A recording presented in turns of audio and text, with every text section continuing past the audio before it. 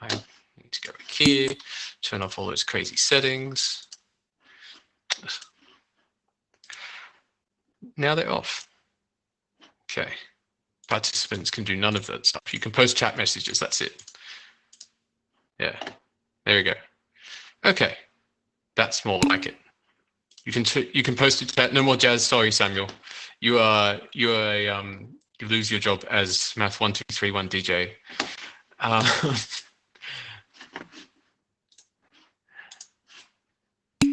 And that thing.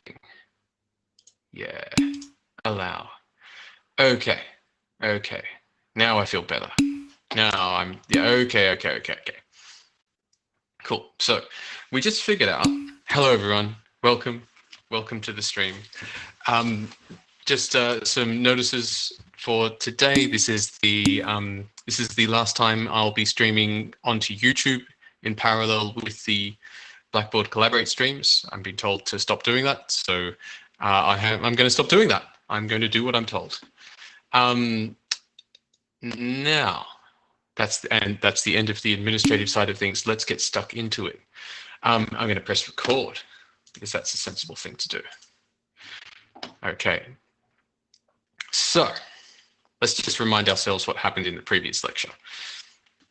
We have a set S, and we showed that it's not linearly independent. That is to say, it's dependent, and we figured that out.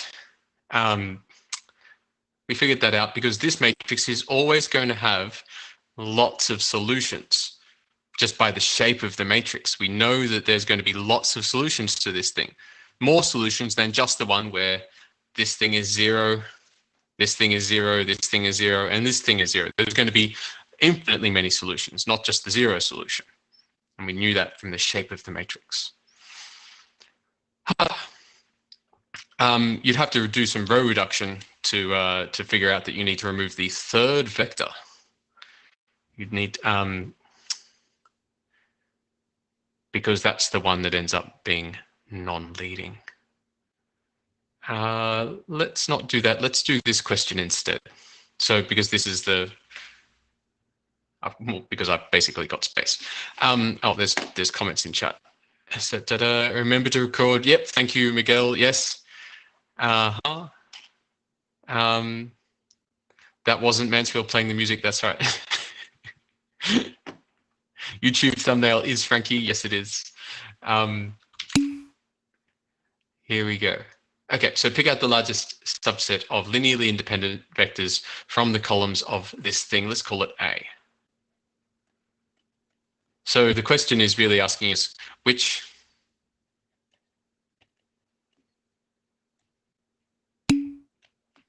of A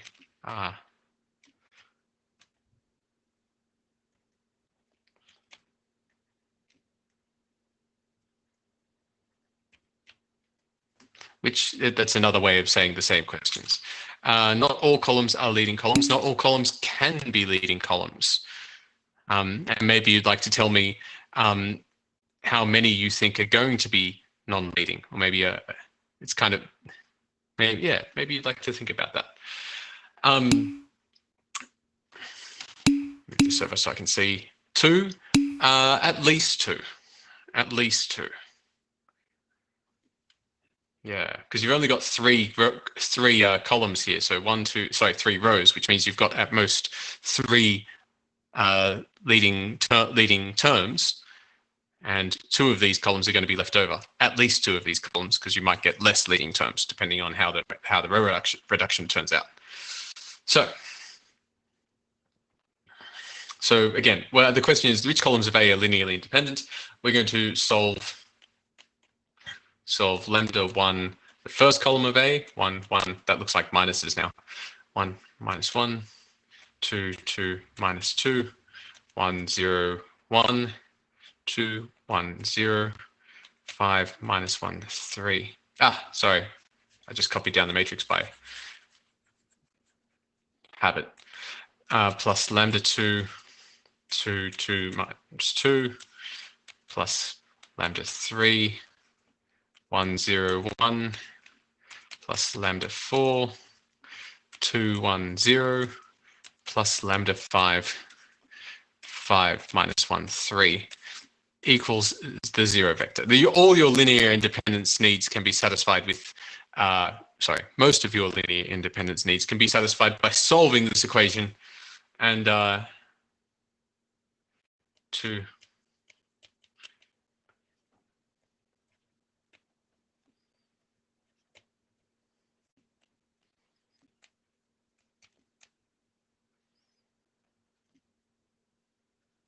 so we're going to solve this one to find out which vectors are not redundant.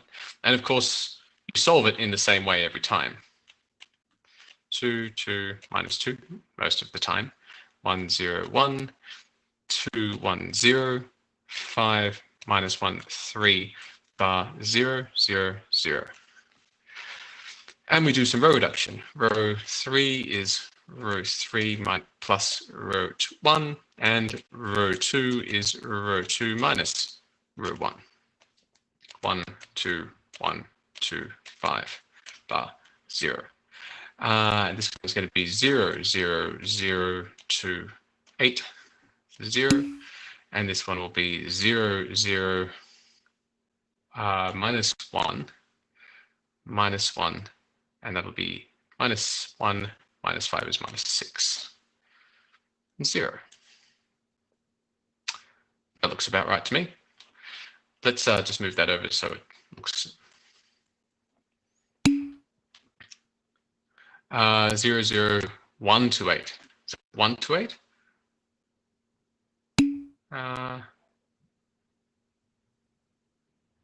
2 to 8. 2 to 8. 2 to 8. Thank you. All right. And so I do have to do more work. I have to do a row 3 is row 3 plus 2 row 2. 1, 2. 0, 0, minus 1. And 2, 5. 2, 5. Minus 1, 6, 0, 0, 0, 0, 0, and this will be 8 plus minus 12 is 2, 0. Okay. So let's look at the leading terms here. Leading term, leading term, leading term. That's a minus 6, is it? Yes, it's minus 6. Thank you. These are my leading terms. This tells me that, hence, now remember the non-leading columns correspond to variables. So this is going to be lambda 2, lambda 4. And this tells me that lambda 2 and lambda 4 can be anything. So if I was going to just unpack the solutions here, I'd say lambda 2 can be equal to lambda and lambda 4 can be equal to mu, just any old real numbers. So, and then I could start unpacking the matrix and figuring out what lambda 1 and lambda 3 and lambda 5 are. So I could do that, but I'm not going to. Should that be minus 4? It's, let me check, 8 minus 12 is minus 4. Thank you, minus 4. Minus 4. So I could do that, but I'm not going to, because the question doesn't actually ask me to, figure out what the lambdas are. It asks me which columns are linearly independent. And at this point, I say, what happens if I remove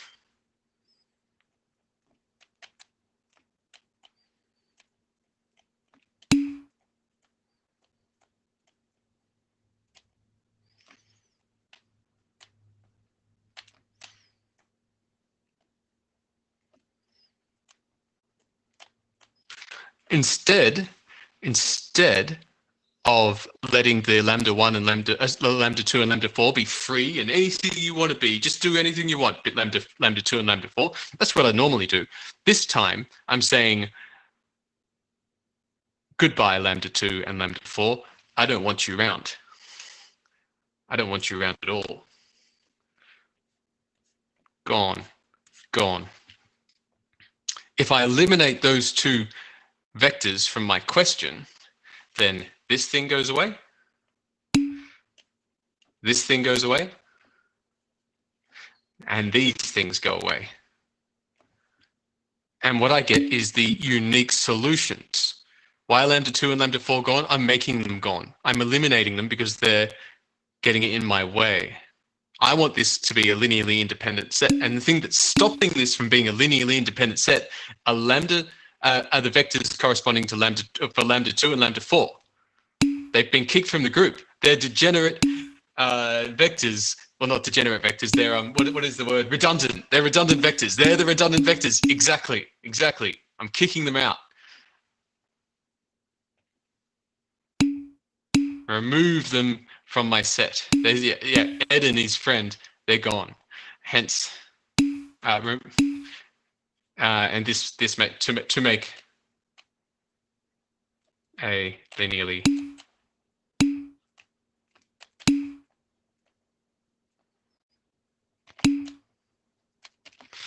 how are they going to support their little vector families if you make them redundant? Good question.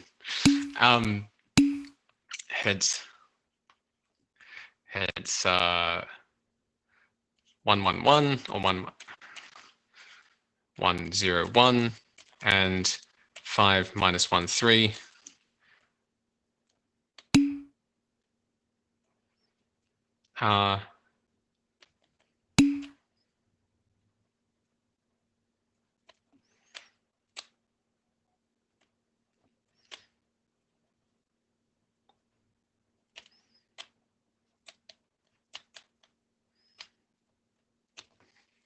Okay, how did you determine they are redundant vectors?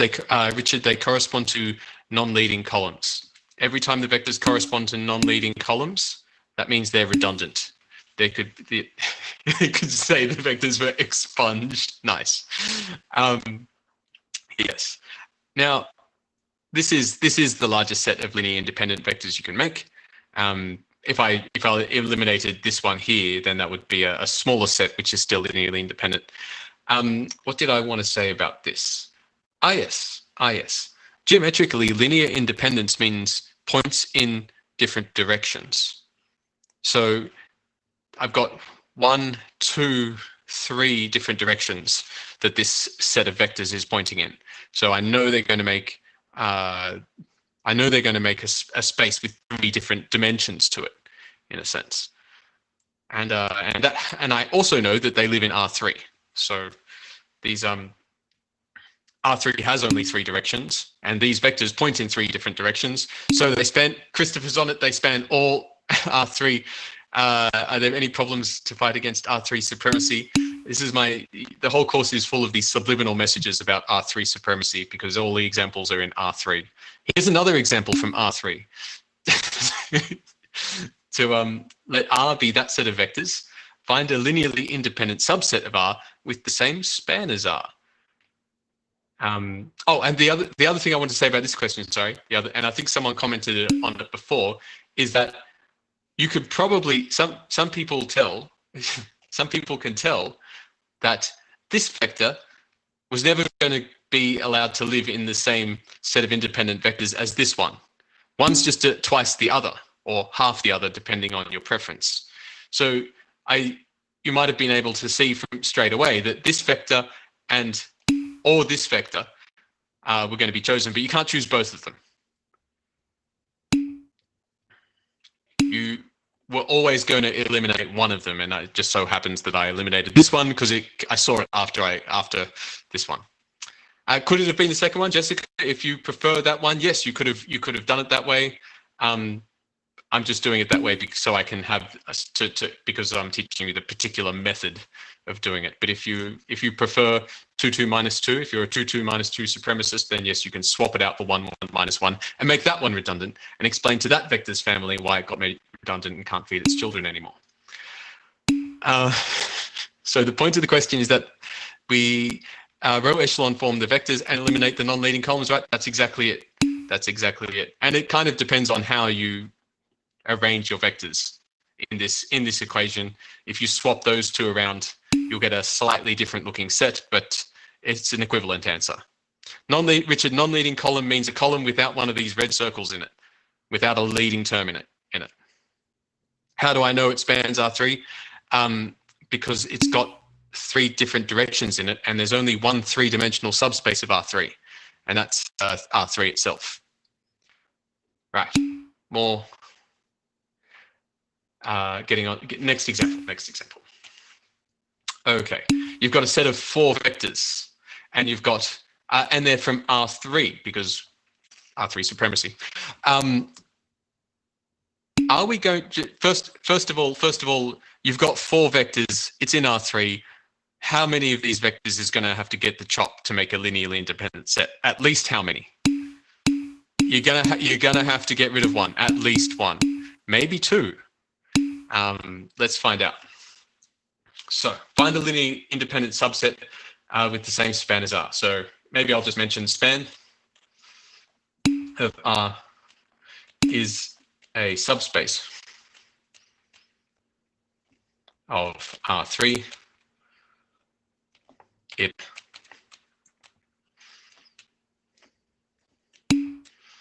a line, plane, or R3. We don't know which one it is. How do you know to get rid of 1? Because you've got linear independence means means different directions, and R3 only has 3 directions you can go in: a Z direction, an X direction, and a Y direction. So you can't have 4 different directions in R3 because all the vectors live inside that R3. Okay, so let me get on with the question. Find a linearly independent subset with the same span. So this question is, what's the last word? It's sorry. Yep. Okay. Or R3 itself. There we go.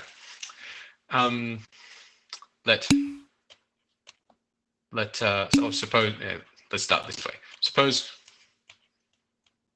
lambda 1 v1 plus lambda 2 v2 plus lambda 3 v3 plus lambda 4 v4 equals 0. Solve. Oh, shall we say row reduce?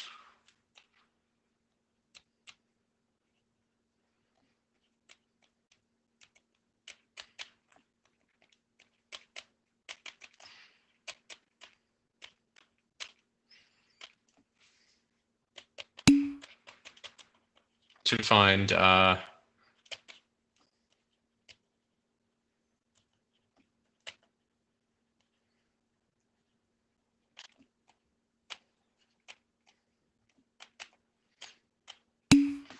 and part B is to express one of the vectors as a linear combination of the others.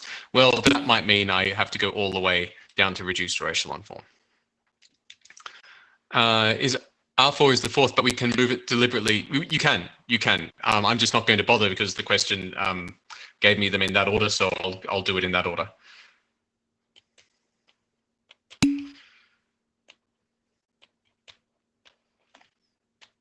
But if you really like the look of one of those vectors, put it first, and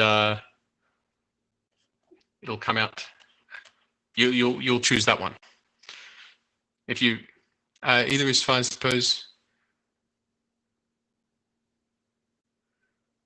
Let or suppose which is preferable. Which do you like?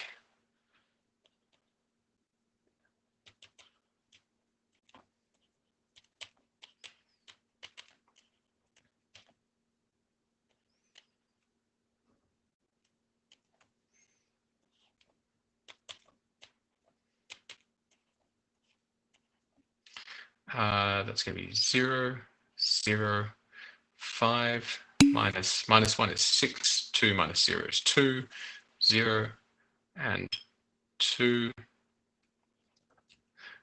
Minus 5 minus 6 is minus 11.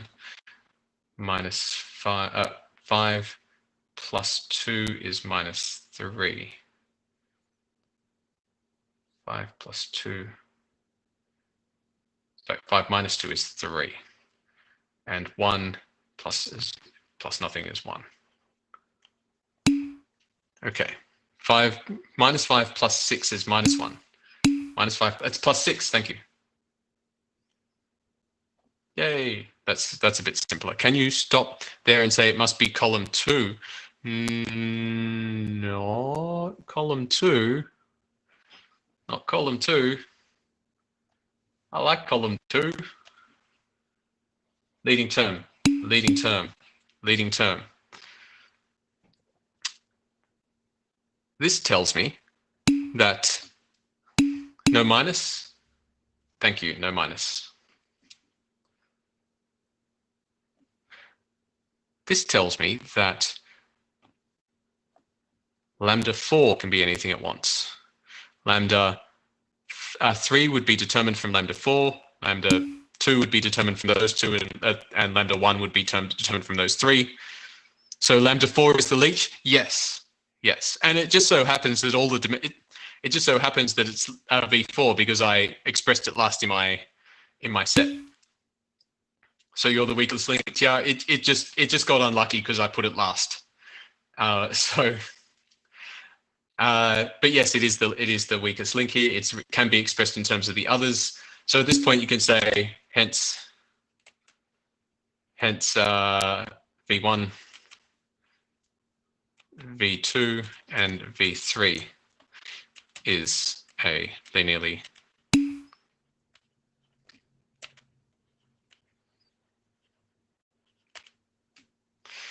sub of R. Now, V3 was born lucky. You can also say that the span of V1, V2, V3, and V4, the span of these things is R4. The span of these things is R4. You can see that because no matter what stuff I put here in this column, it was always going to be leading. Sorry, this was never going to be leading. This column here is never ever leading. So if I put a B1, B2, B3 here, then it was never going to be leading, and the span of these 4 vectors is R4. But notice that's the span. That's also the span of V1, V2, and V3. So the lesson here is removing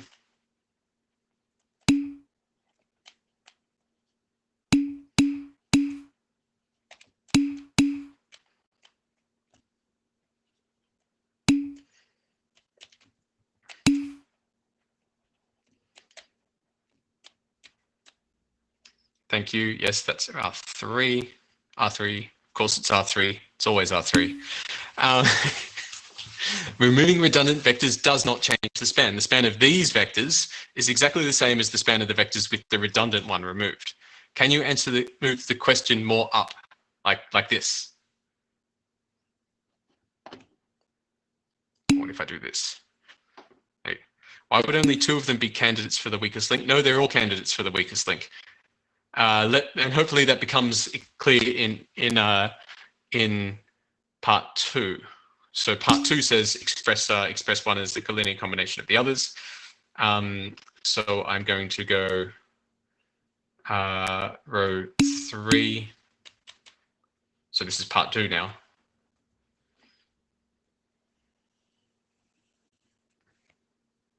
How do we find the non-leading column? You find the one that corresponds to a non-leading column.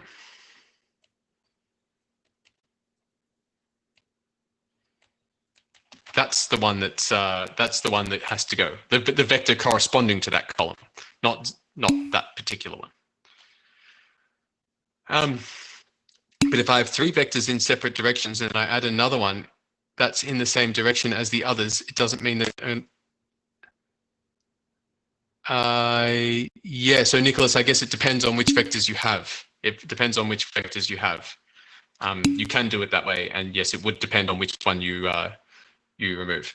So row 3 is row 3 on 3 produces, and I might sneak in a row 1 is row 1 times minus 1. 1 is 3.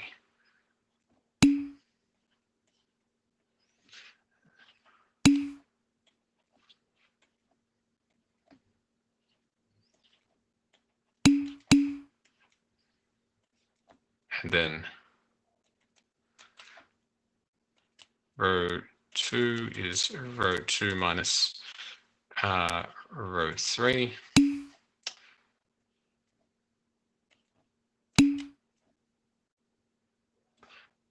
And I'll even do row 1 is row 1 minus 1/3 row 3.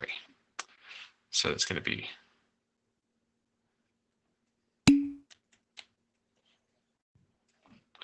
0, 1, 0, 0, 0, 0, 0, 3, 1. How could the span change in a question like this? Yeah, okay, excuse me for a moment. My wife and children are home. I'll just have to let them in.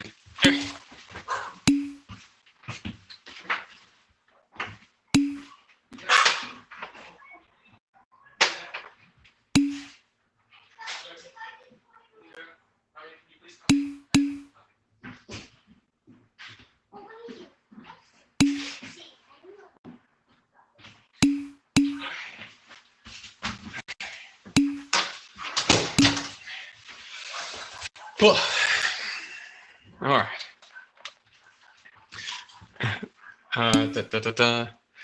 What does it say next to R1 in the first step? That's times -1. So if you like, R1 equals negative R1. Is that better? And where was I? Row 1 is row 1 minus 3, or plus 3, row 2. 1, 0, 0 minus 1/3, 0, 1, 0, 0, 0, 0, 0, and I'll even do row 2 is row 2, 3, 3.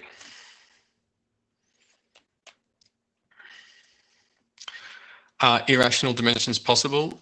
Luke, yes, but not in this course. I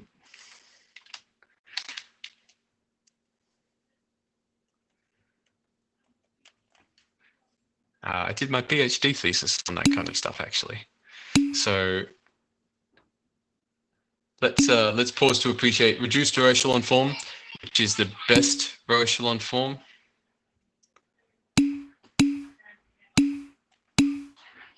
We're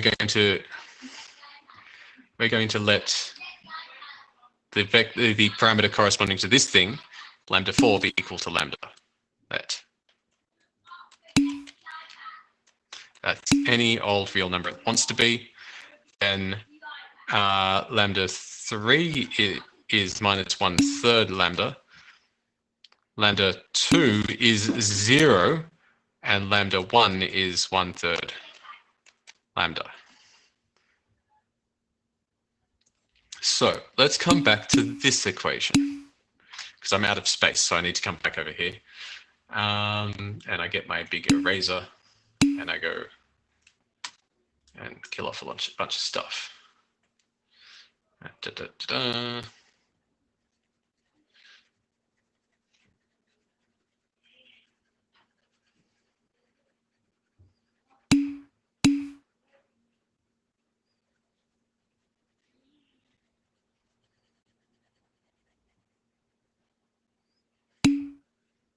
Let's see if I can do it with that.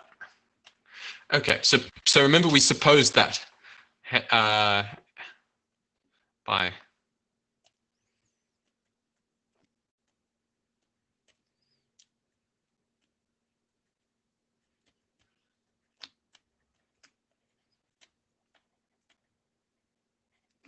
row reduction, what have we discovered? That 1/3 lambda v1 plus 0 v2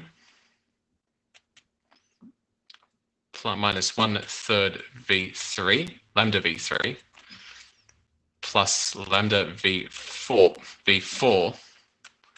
equals 0 for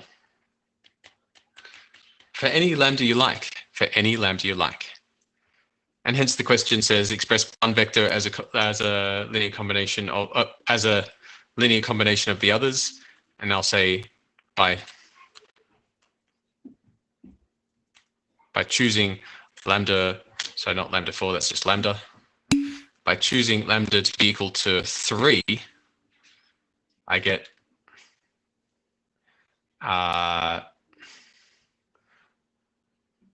V1 minus V3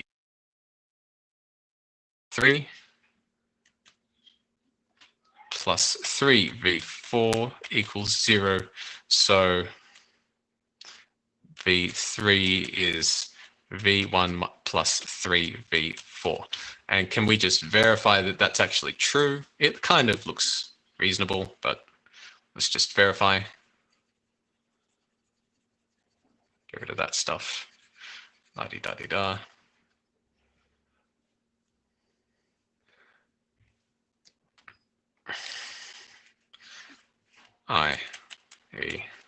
V3, which is minus 1, 5, 5,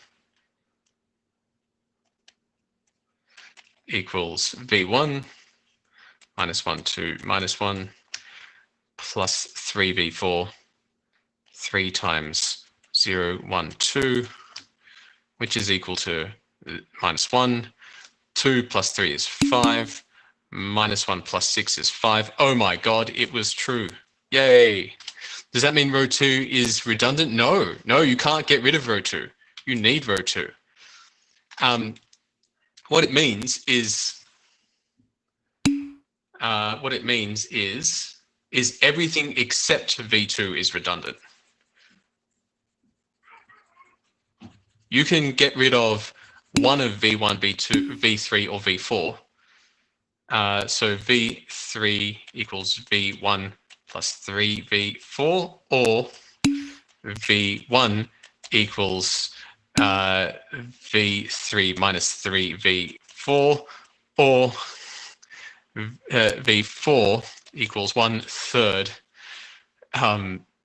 V3 minus V1. So you can, there's 3 different ways you can express one vector as a sum of the other 2. None of them involve V2. None of them involve V2. So you can do it that way, or that way. So you can get rid of one of those vectors, but not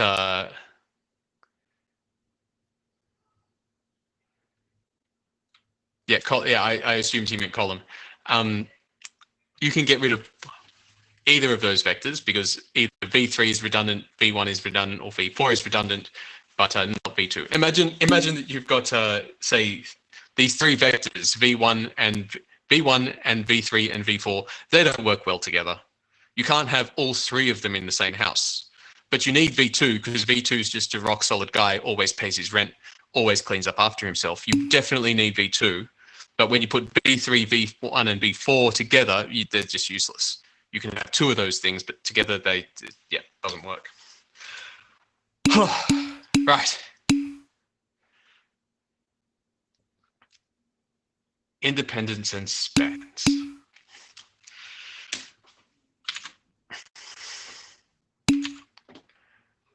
Okay. Span and independence are kind of similar, right? And we looked at linear independence and we did some row reduction to determine if that worked. And we looked at spans. We did some row reduction, determined if that worked. So they're kind of similar. The span of a linearly independent set of vectors has an important property. So when you take a span of a linearly independent set, there's something important happens. If you have a vector in the span of a linearly independent set of vectors, then when you do your row reduction, what you end up is with a unique representation. All columns end up being leading columns. For example, if you take a dependent set like this one, and you know it's going to be dependent because you've only got 2 dimensions and you've got 3 vectors, so they can't all go in different directions. this vector, you can solve an equation. You can express this as a linear combination of these vectors, and look, here it is. Here's one of them. Or you can express it in a slightly different linear combination as those ones. Or yet another linear combination. All loads of ways you can express 3, 7 as a linear combination of the vectors in this set. And that's because there's redundancy in that set. But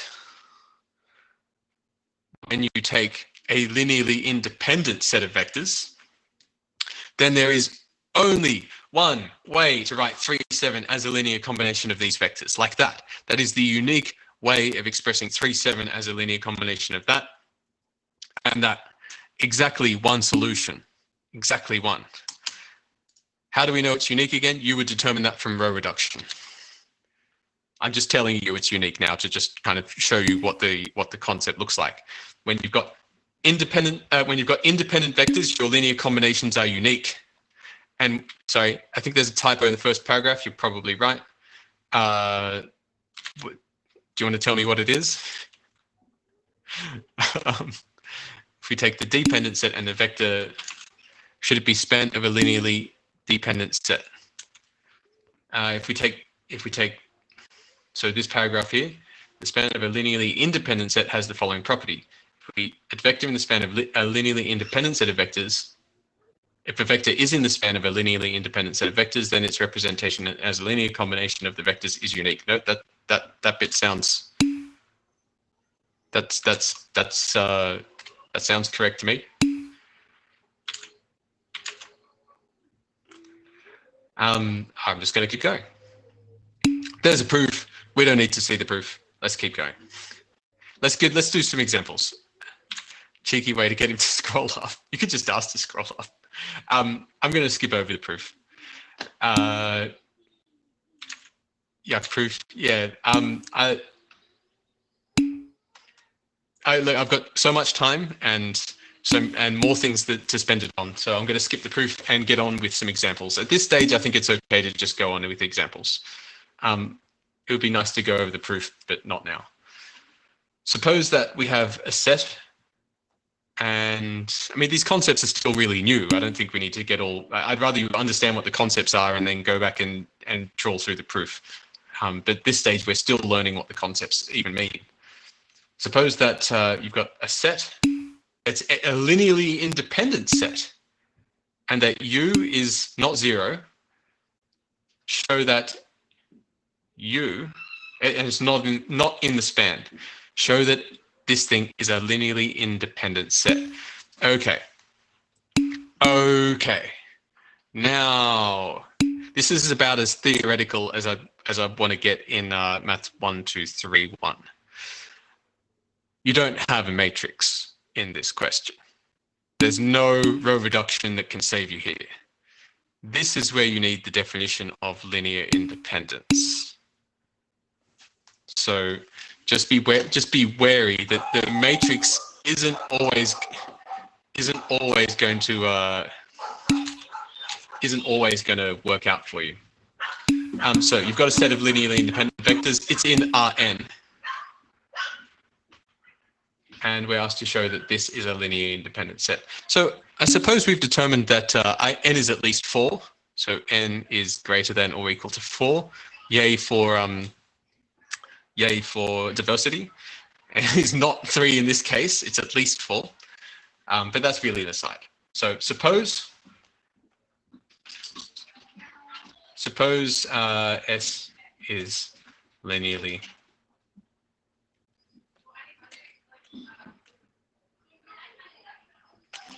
and that U is not in the span of S. Then, we're asked to prove that this set, which contains 4 vectors, is linearly independent, which means it points in 4 different directions. So I have to be in at least a 4-dimensional space to get that kind of behavior.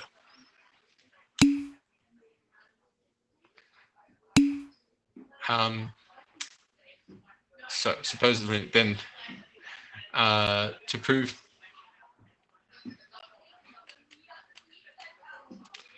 then assume lambda 1 v1 plus lambda 2 v2 plus lambda 3 v3 plus lambda 4 v4 equals the zero vector for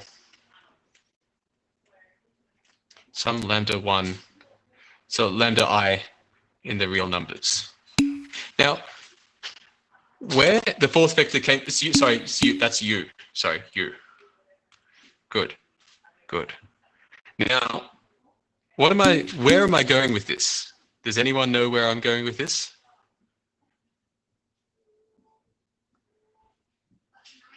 What am I trying to prove? What you trying to prove here? So starting off with an equation like this, we show that you can make u from that Abdullah's right, lambdas are only zero. So the way I've set up this equation, it looks like I've got loads of freedom here, right? Lambda 1, lambda 2, lambda 3, lambda 4, everyone's a free variable. Yay, they're just real numbers. They're just real numbers. It's a lie. What I'm trying to show is it's a lie. There's no variety here whatsoever. You start off with an equation like this. The lambdas are just real numbers. Turns out they're all zero. That's what we're trying to show, because these are a linearly independent set of vectors. The lambdas, zero, totally predetermined from birth what they're going to be. We show S union U is linearly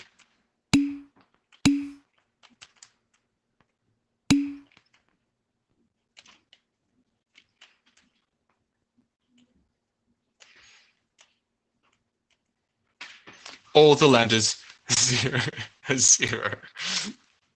Oh, all right, let's do this. First of all, let's assume, suppose for contradiction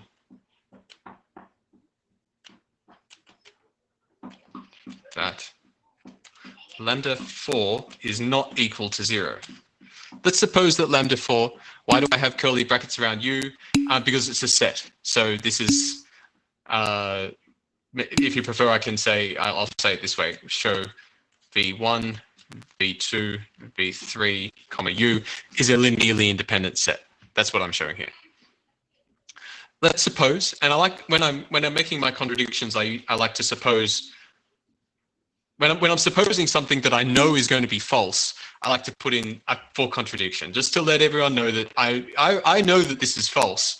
I'm supposing it because I'm going to show you that it's false.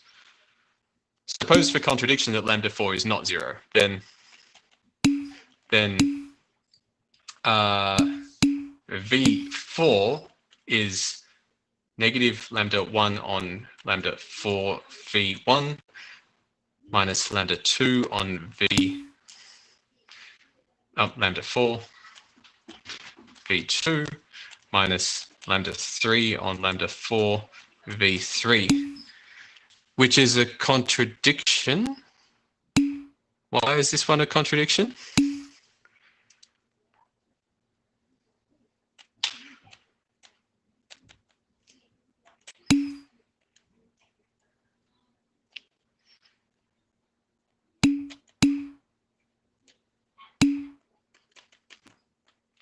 No, because no, I assumed lambda 4 was not 0. It's a contradiction because v4 is not in the span of v1. I keep saying v4. It's u. v1, v2, v3. I was told to assume that u is not in the span of S. I was told that u is not in the span. Yes, that's right. So I can't. So lambda 4 has to be 0.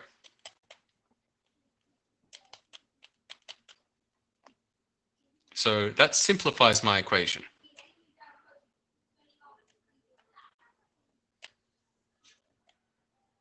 So we remember we're trying to we're trying to take this equation and show everything is 0 and that the freedom of being a real number is a lie. We just showed that lambda 4 is 0.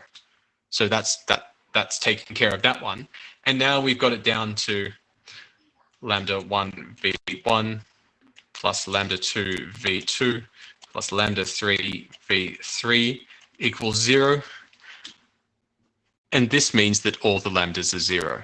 Why does it mean all the lambdas are 0?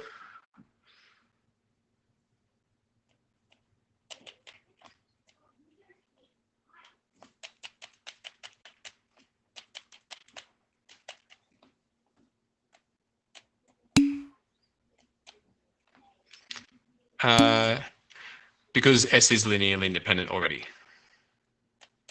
Yeah.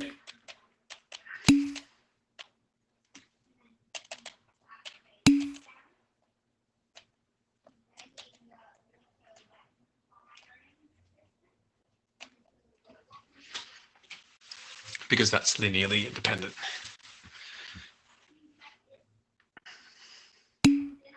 Lambda 4 was said not to be 0. Yeah, we figured out that lambda 4.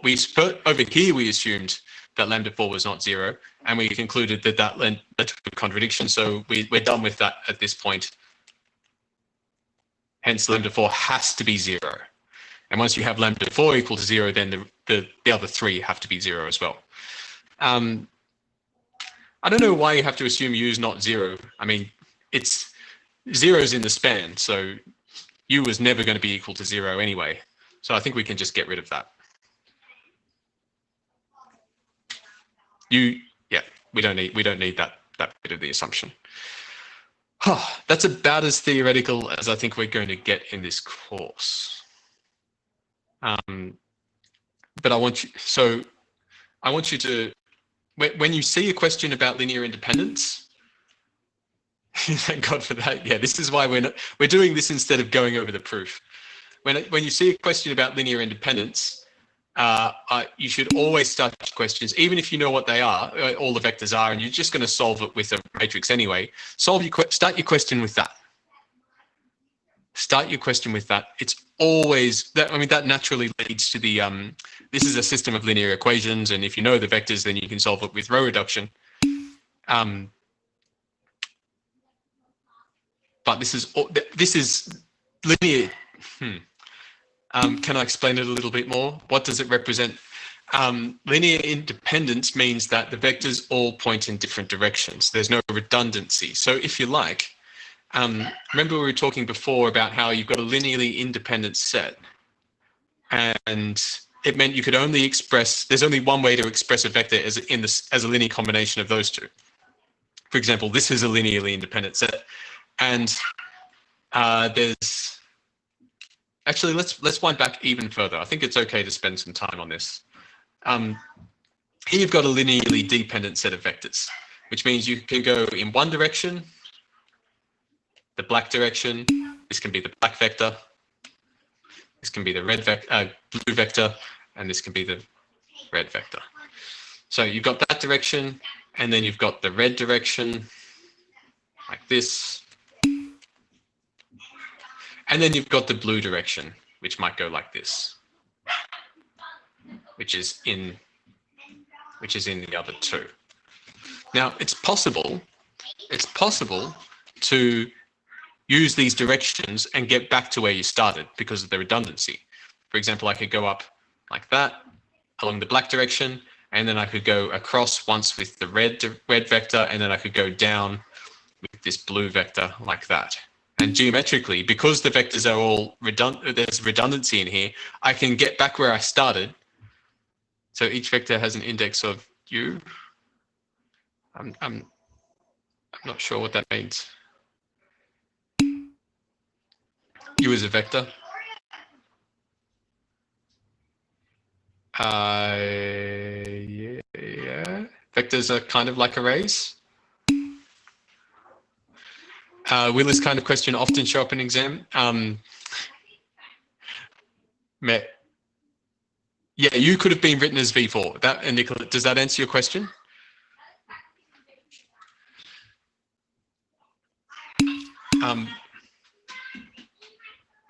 Yeah, okay, awesome. So because of the redundancy, you can get from 0 going and then go around with the different combinations of the black vector, the red vector, and the blue vector, and get back to 0.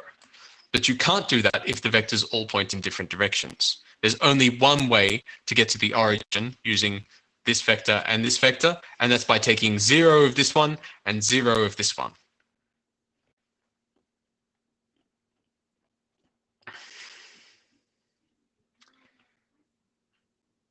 Okay.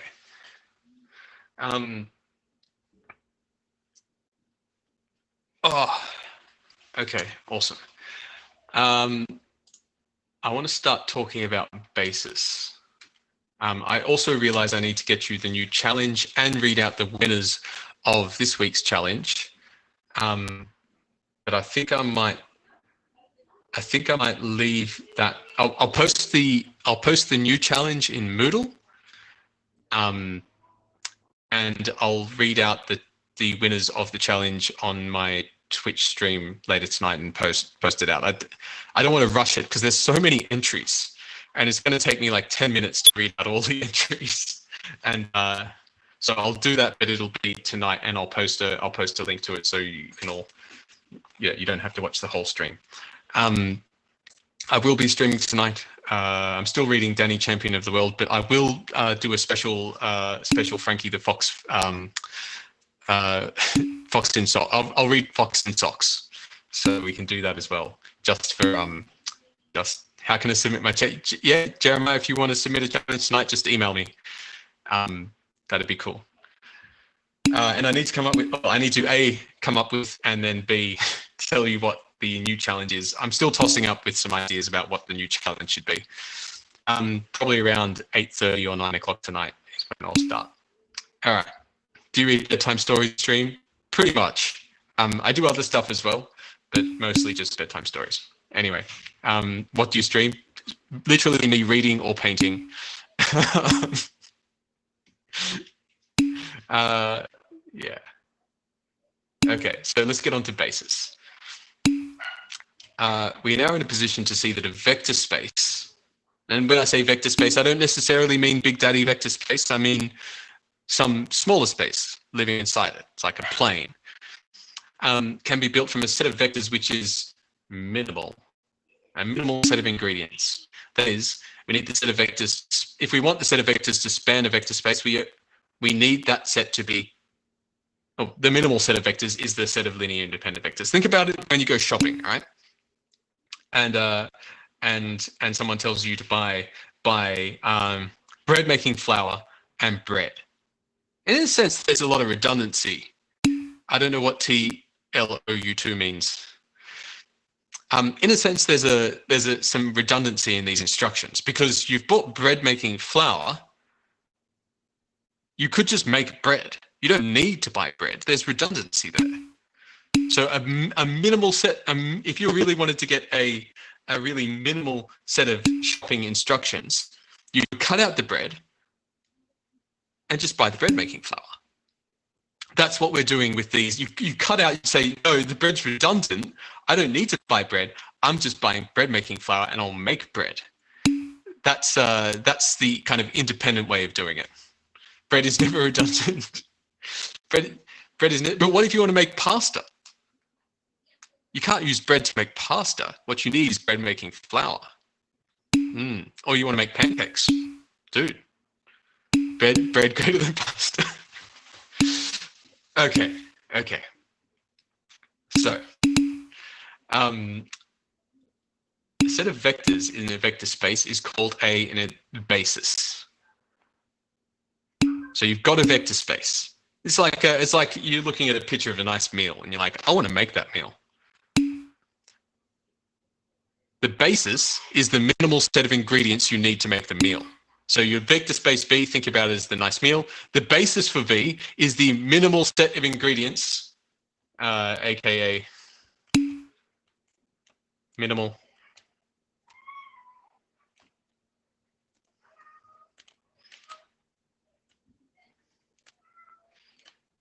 to make V. You got distracted by the bread.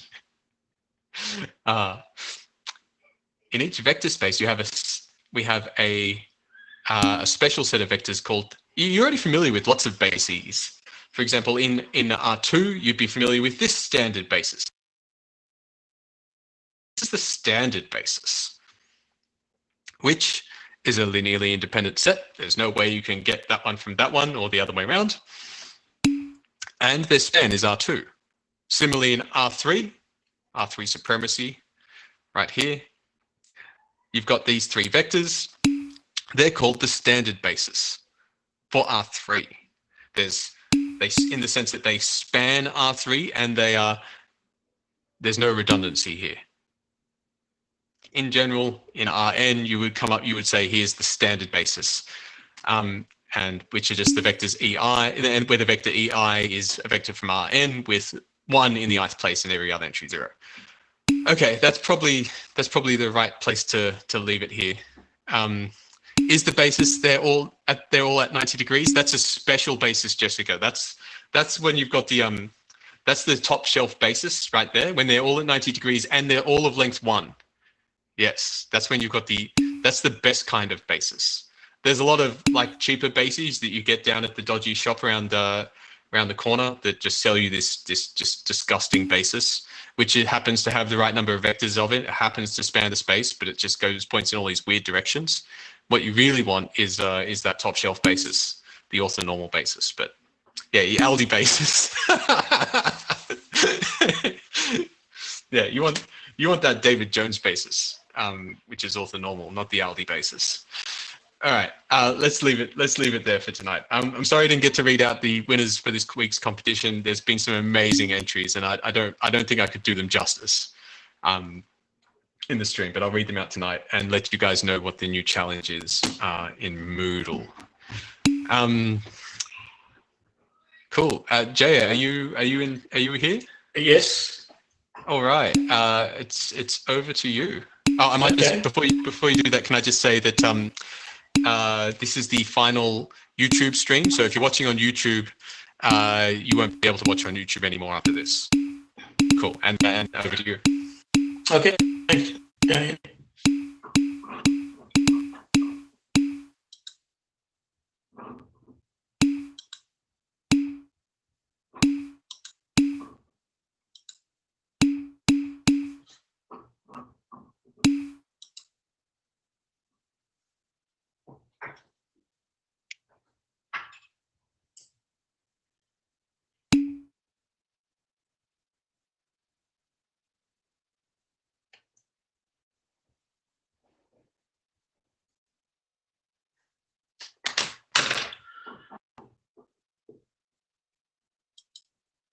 Hi, Mark, you are on.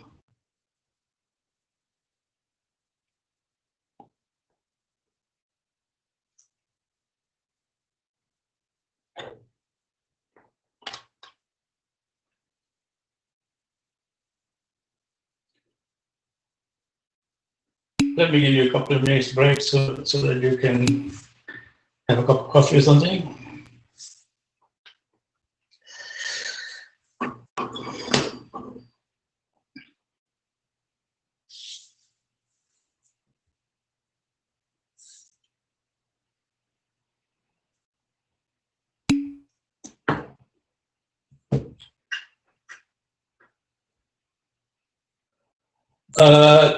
We already discussed the answers. The last one was you have to write the decomposition. You don't have to solve it. Okay.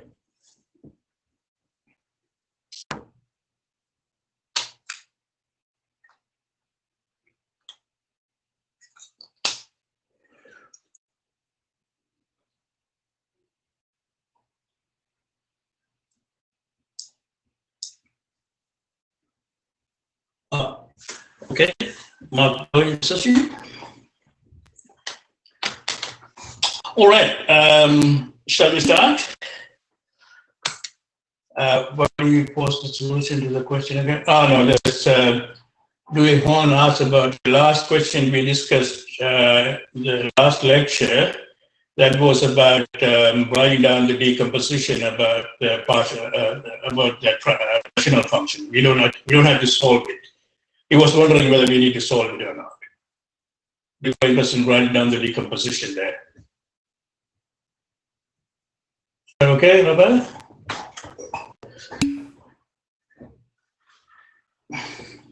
Okay, now, today, we'll start, we're going to continue on the partial fraction techniques.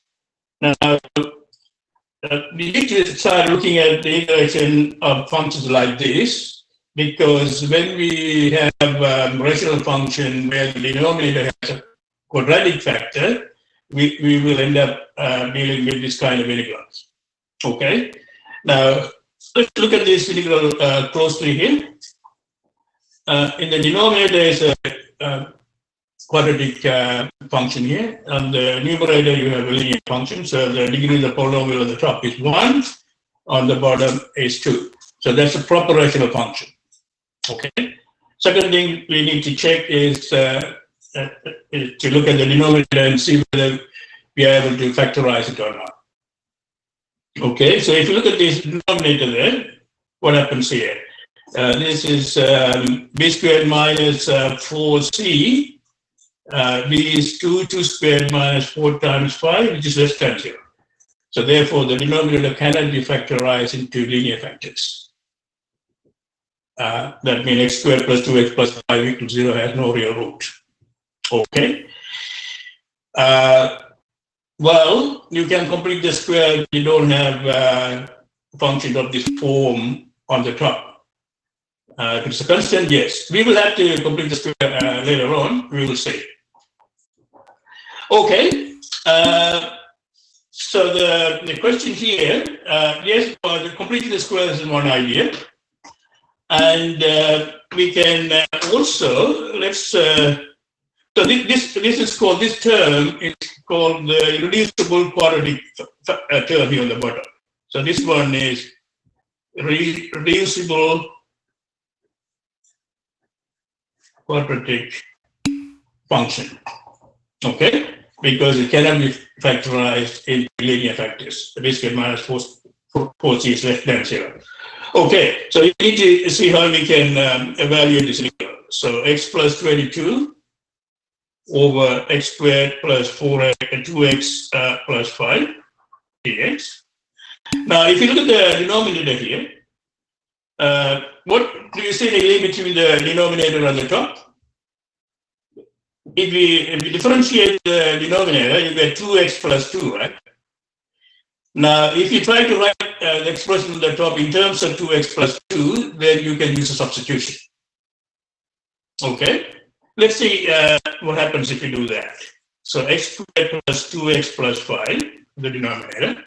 We want to try and get 2x plus 2. So when you differentiate this, dx of x squared plus 2x plus 5, which is 2x plus 2, right? Okay. Well, try and write the top in terms of 2x plus 2. So we got x plus 22 there, the x there, but you had 2x plus 2, so divide by 2. So that gives x plus 1. So we need to add 21 to get the top. Okay. So we can rewrite this in terms of 2x plus 2. 2x plus 2 derivative of the 2x plus x squared plus 2x plus 5. Now we split it up into two integrals. So that is half integral 2x plus 2 dx over x squared plus 2x plus 5 plus integral 21 over x squared plus 2x plus 5 dx. Okay, I split it up into two integrals here. So this one we can now easily integrate that. You can substitute u equals here. Put u equals x squared plus 2x plus 5. Then you get du equals 2x plus 2. So you can write this one half integral on the top become dx here. That is du over u. So that's a simple integral. And the second one we need to deal with here. 21 over x squared plus 2x plus 5dx. So how do you deal with the second one? That's where the complete the square comes up here. Someone suggested before, right? So this one here, half, that's easy, log of u, plus here, so factor out 21 there, 1 dx over. Now we cannot be factorized, x squared plus 2x plus 5, so you can complete the square. That's what we can do. So you complete the square, that's x1 squared, so x squared plus 2x plus 1 plus 4. All right? So that gives you half log u is x squared plus 2x plus 5 plus 21. So this is of the form x plus 1 squared plus 2 squared dx. Remember that integral of 1 over x squared plus a squared dx equals 1 over a tan inverse x over a plus c from the table of integrals. So this is of the form. Maybe I'll put a capital X here. So this is of the form x, the denominator x squared plus a squared. Okay? So log tan or inverse tan. So you can write it from, you can read off from the table of integrals, and then x squared plus 2x plus 5 plus 21. This one, 1 over a is 2. 1 over 2 inverse tan x plus 1 over 2 plus c.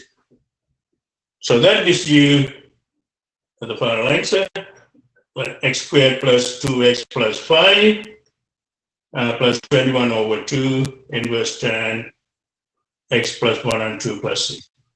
So when you have an integral of this type,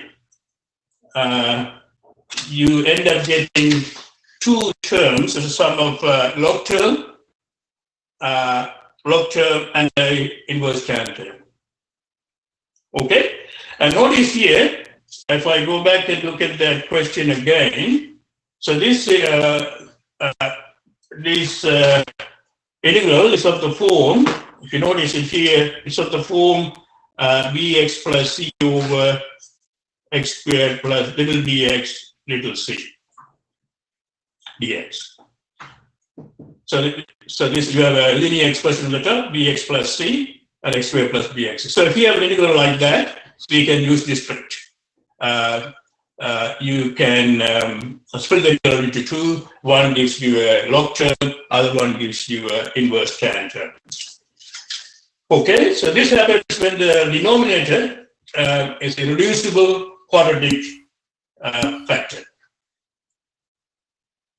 Yes. Okay. So let me emphasize that, how we did this question, because we have to do it 2 times in the other exams we're going to look at here. So if you have really got this start here, the denominator is a reducible quadratic because it does not factor over the real numbers. Okay, we can write that into linear factors. Because the denominator is so the form x squared plus bx plus c, where b squared minus 4c is less than 0. So what we have done here, to find the integral, we manipulate the function so that the numerator equals the denominator, the derivative of the denominator. That's what we have done in this example. So this idea works in general for functions of this type. So the next slide, you don't need to really worry about that theoretical illustration, but we should understand how this technique works. So in general, if we have a rational function where the denominator has an expression like this, so that means we are looking at integrals like this. On the top, you have Rx over denominator some constant alpha times x squared plus bx plus c, where b squared minus 4c is less than 0. That means this is a reducible quadratic factor. Okay, so this is if it is a proper rational function, the degree of Rx should be 1. Okay, so that means it is a linear function there, Rx. So that is of the form, the degree of Rx should be less than degree of Qx, right? Because the proper rational function. So therefore, Rx can be written in terms of the derivative of the bottom, which is x squared plus bx plus c. You can write them as L times some constant times 2x plus b plus n. And then you split it up, and one gives you a log term, other one gives you a inverse time term. So you don't need to worry about the general formula. We have looked at the example. We will be looking at similar problems later on in the other methods of partial fraction. Okay, so let's now look at another type of rational function. The last lecture we talked about rational function where the denominator has a distinct linear factors or repeated linear factors. We haven't looked at the quadratic factors in the denominator. So that's what I'm going to do today. Okay, let's start with another example. So this is an example on the combination of the rules we have seen. Have a look at this. The rules we have learned in the partial fraction decomposition can be combined to cover a variety of situations. Okay, let's look at this example here. First step is to check the degree of the polynomial at the top and the degree of the polynomial at the bottom to see whether it's a proper rational function. If not, then we have to apply the long division to write that rational function in terms of a proper rational function. Now here at the top, degree 1, and the bottom here, degree 3. So that's fine, it's a proper rational function. And then you have to look at the denominator and see whether it has been completely factorized or not. Okay? And then we look at the type of factors you have. So you have the linear factor here, x minus 1. What happens here? X squared plus 2x plus 2. Which is, yes, 2 squared minus 4 less than 0. That's reducible quadratic, this one. Reducible quadratic factor. Because b squared minus, no real root, b squared minus 4c, that's 2 squared minus 4 times 2, which is less than 0. Okay? The next one, so we look at the type of the factors. There's a linear factor, and that's a linear factor, and reducible quadratic factor. The next thing is to write down the partial fraction decomposition. In other words, we write down this rational function as sum of simple fractions. Okay, so let's write it down. 3x plus 2 over x minus 1 times x squared plus 2x plus 2. We know that if you have an unrepeated linear factor, you have a corresponding simple fraction like a over x minus 1. That's for each one. That is a single linear factor. Now, if you have a reducible quadratic factor of the denominator, the corresponding term should be bx plus c over x squared plus 2x plus 2. Because we have here, this should be, maybe I'll put it in red here, it should be bx plus c. Right? Because the remainder can be degree 1 when you divide by quadratic terms. Okay, so the next step is to see how we can find the coefficients a, b, and c. Okay, so do that as we did before. Multiply each side by the denominator and to get a polynomial equation. So multiplying each side by x minus 1 times x squared plus 2x plus 2,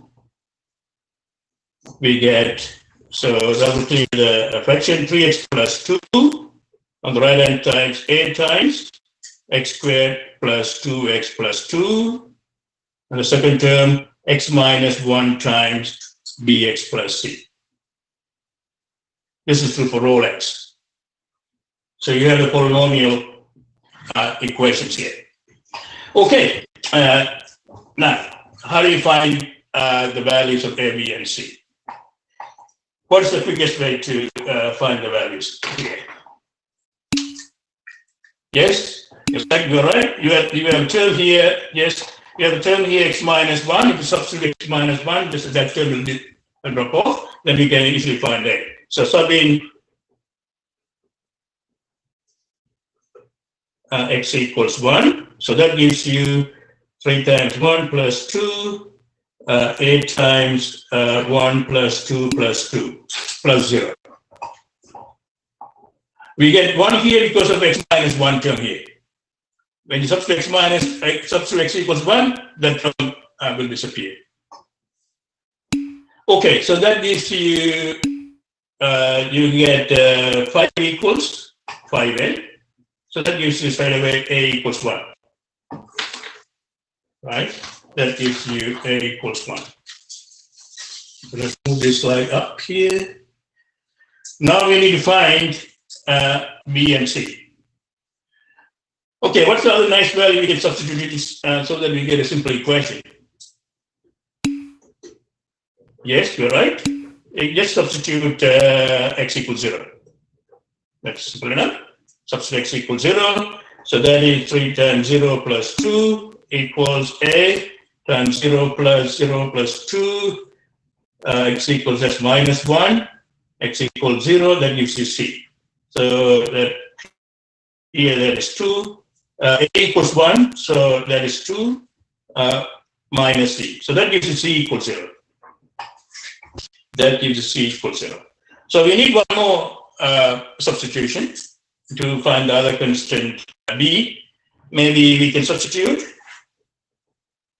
Maybe x equals minus 1. You can substitute by 2 or something, and we are choosing substitution so that we get a simple equation here. So x equals minus 1. So the 3 times minus 1 plus 2 equals a is 1. X equals minus 1. So the minus 1 squared plus 2 times minus 1 plus 2 and plus here minus 1 minus 2 and b times minus 1 and c equals 0. C equals 0. So that's minus 3 plus 2. So minus 1. A equals 1. So that gives you plus 1, 3, minus 2, 1. Here, minus 2 plus 2b. So that gives you b equals minus 1. 2b is minus 2, b equals minus 1. So we got a, b, and c. So now the decomposition,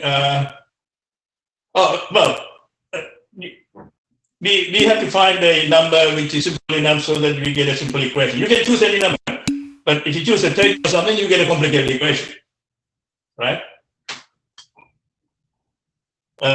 Okay, so what we have got here, now the integral becomes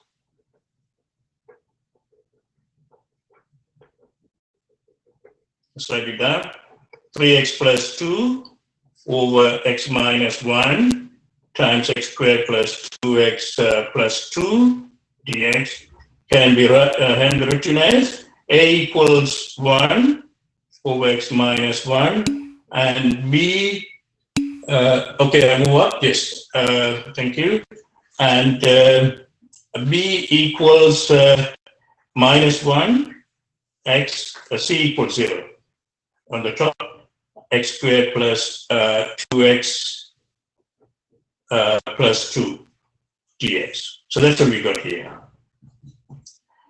So the first one is a simple integral. We split it up, 1 over x minus 1 dx. That's easy. And this one minus x over x squared plus 2x plus 2 dx. You see that this is the integral of the type we looked at before at the beginning. Okay? So this one is log, first one is log x minus 1. Okay? So here, what do we need to do, as we did before? We look at the derivative of the denominator, which is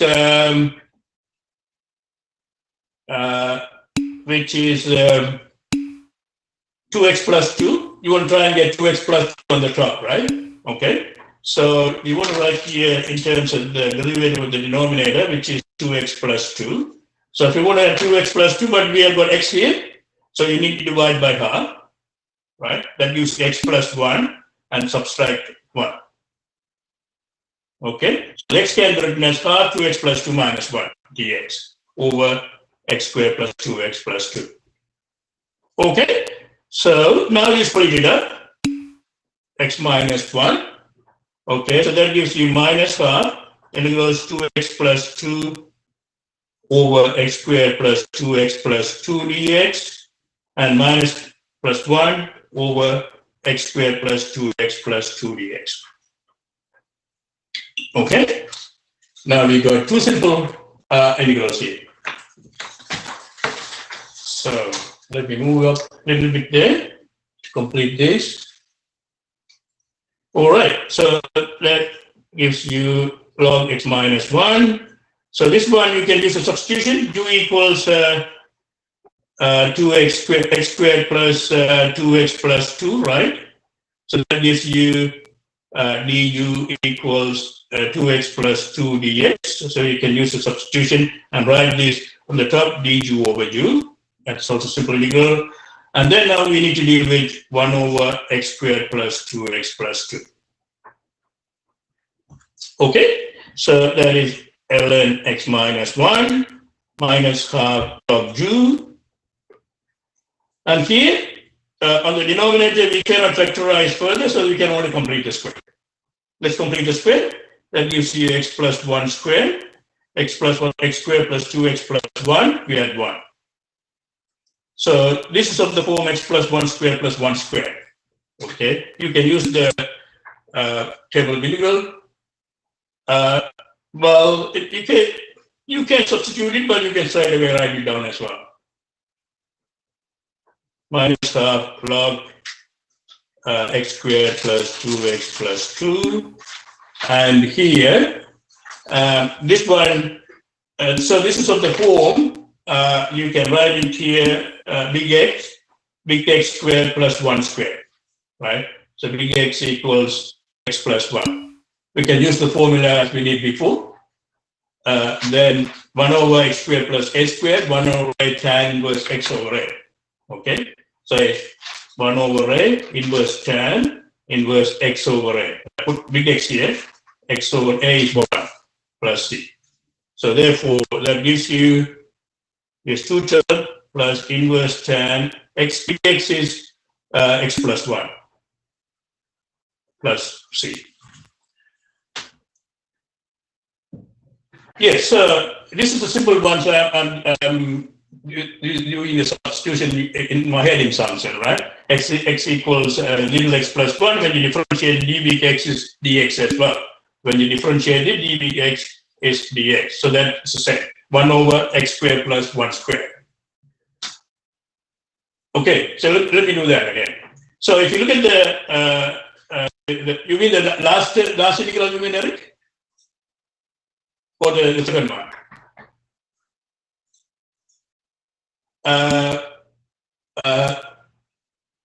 Oh, okay. So from here, okay, let's go back. Let's go back here. So we got the decomposition system right, okay? All right. So we are writing this. Let me go up there. So the 3x plus 2 over x minus 1 times x squared plus 2x plus 2. Now I can decompose into 1 over x minus 1 because a equals 1 and b equals minus 1, bx plus c, b equals minus 1, so minus 1x plus 0. Constant term is 0. Divided by x squared plus 2x plus 2, right? Okay. So the first one is integral of 1 over x minus 1. You split it up. You integrate term by term rather than splitting it up here. All right. So that's the first one. Pass the fraction first. That's minus on the top here x over x squared plus 2x plus 2. Simple. Okay. So this one is easy. Now we need to look at this closely. Now, if you have an integral of the form, on the numerator you have a simple linear expression. The denominator is a reducible quadratic factor.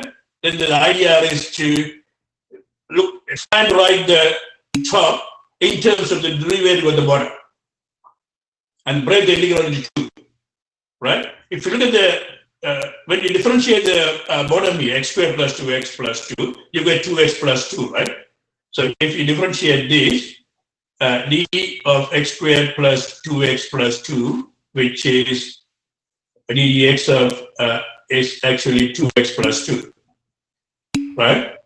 So But we will try to get 2x plus 2 on the top. So that means the x has to be rewritten in terms of 2x plus 2. So I put the 2x plus 2 first, but we want to try and get x there. So divide by half, then you get x plus 1, and subtract 1, then you get x. X is exactly the same as half 2x plus 2 minus 1. Okay? All right. Now break it up into 2 here. So this one, first one is half 2x plus 2 over x squared plus 2x plus 2. And the second one is, you have some minus sitting in front, minus times 1, plus 1 over x squared plus 2x plus 2. Okay? Now this one, we did that so that we can use a substitution. So put du equals x squared plus 2x plus 2. Therefore, du equals 2x plus 2 dx. So the top simply become, I'll move it up a bit, simply become, simply become here du over du. Okay, and there's a minus sign in front of there, that's plus here, 1 over x squared plus 2, x plus 2. So this one now easy, because using substitution 1 over du log 2, 1 over du du, that is log du, absolute value of du, right? And now we need to worry about the last one. Last one is 1 over x, the constant on the top, on the denominator x squared plus 2x plus 2. Now when you have a reducible polynomial, you cannot factorize it to simplify. The only thing we can do is complete the square.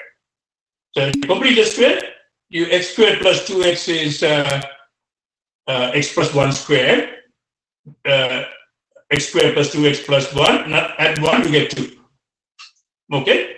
And now it is over 1 over big X squared plus 1 squared. Then you can use the table of integrals. X plus 1 is big X, x squared plus 1 squared, and then dx, big X is dx. So these are the form. Remember, I put that formula, maybe recall here. Integral 1 over x squared plus a squared dx. Let me move it up here. Equals 1 over a inverse tan x over a. We are using the formula here. So in this case, a is 1, and big X is x plus 1.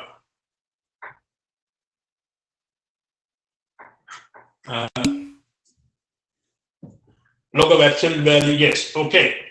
All right, so that's how we do that when you have integrals like that. When you deal with log, you have to use absolute value, because remember the log function is defined for on the positive half of the real line. Okay? So that's what we are using absolute value when you deal with log. Okay, so that works here. So, but yes, we have three integrals to deal with in this kind of partial fraction. Okay, let's look at the. So in fact, this idea will work. Let me give you a general case. Even though you don't need to worry about this general case, but let me give you that. So in general, as a remark here. An irreducible quadratic factor, x squared plus ax plus b, in the denominator, will give rise to a term of the form ax plus b over x squared plus ax plus b. When you have a irreducible factor on the irreducible quadratic factor on the denominator, when you write down the partial fraction, you get ax plus b over x squared plus ax plus b, not constant. Okay? All right. More generally, if you have a repeated irreducible quadratic factor, then for each, if it's repeated k times, you're going to have k simple fractions like this. 1, 2, up to k, if you repeated k. If you repeat, so k equals 2, then you're going to have 2 simple fractions like that. a1x plus b1 over x squared plus ax plus b, and a2x plus b2 over x squared plus ax plus b, if k is 2. So that's the general case n equals k. I mean, you need to know only generally the case up to k equals 2. Okay, so I'm going to give you another example to deal with the repeated reducible quadratic factor. That's actually the last case. Here's the one slightly complicated rational function here. So now you know how to do this. We can try a harder one here. All right. So 5x cubed minus 3x squared plus 7x minus 3 over x squared plus 1 squared. So method is step. The first step is to check the degree of the polynomial on the top and bottom. On the top, degree is the highest power for x is 3, degree 3. On the bottom, x squared plus 1 squared. When you square, you have x to the power 4. The bottom is a degree 4, top is degree 3, is the one degree less, so therefore it's a proportional function. Okay? And then you look at the denominator here. So the x squared plus 1 is a reducible quadratic. You cannot write into a simple you can factorize x squared plus 1, right? That is repeated twice. X squared plus 1 is repeated, x squared plus 1 squared. Okay, so this is reducible. Let me note that here. This one, x squared plus 1 is reducible